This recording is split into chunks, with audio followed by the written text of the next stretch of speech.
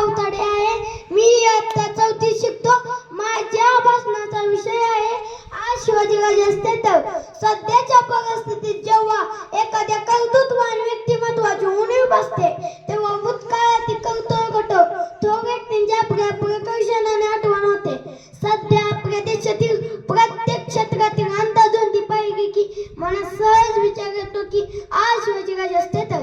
शिवाजीराजांना राजकारणातील शहाणपणा उपजत गाभण होते.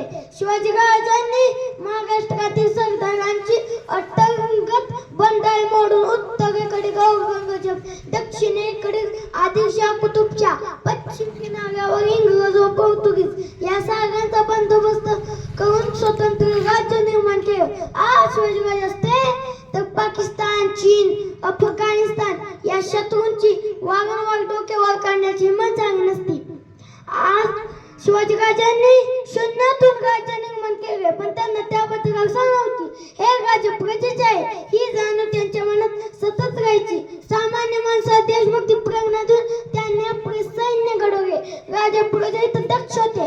राजांना अन्यायाची व भ्रष्टाचाराची अत्यंत चीड होती. भ्रष्टाचार लोकांना राजे कडक शासन करत असे. बेदिकी करणारा स्वतःच्या पोटचा संभाजी आणि भाऊ व्यंकोजी हे राजांच्या कडक शासनातून सुटले नाहीत.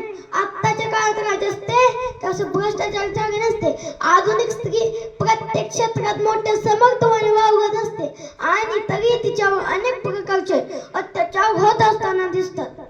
आज शिवाजीराजे असते तर स्त्रियांना निर्भयता असती कारण ते स्वतः परस्त्री माते समान मानत असत आणि स्त्रियांच्या संदर्भात वाईट वर्तन करणाऱ्याला ते हात पाय तोडण्याची शिक्षा देण्यास मागे पुढे पाहत नसत.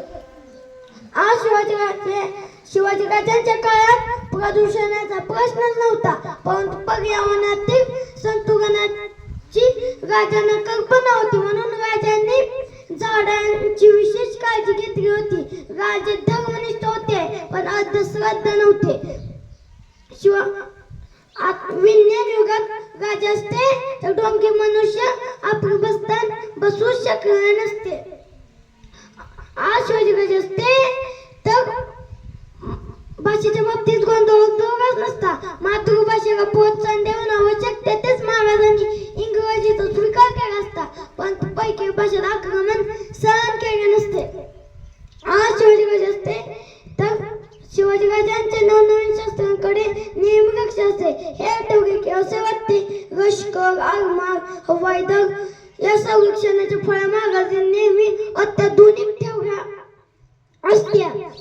आज शिवाजीराजे असते तर भारताने स्वीकारली लोकशाही राज्य पद्धतीने धर्मनिरपेक्षतेने या सागराच्या अर्थाने पालन झाले असते. स्वच्छ राज्य कारभार, कर्तव्यदक्ष शासन, भ्रष्टाचार विरहित व्यवहार, उच्च सांस्कृतिक आणि सांस्कृतिक वारशाचे तंत्र असते. भारताची शान 100 पटीने वाढली असती. भारत एक वैभवशाली राष्ट्र म्हणून ओळखला गेला असता आणि परकीयांच्या मनात भारताबद्दल दबदबा निर्माण झाला असता. आजच्या या आमदारकीगत पुण्यशिवक महामानवाने पुन्हा होता घ्यावा असे लक्षवादींना मनोमन वाटते. एवढे बघून मी माझे भाषण संपवतो. जय हिंद, जय महाराष्ट्र.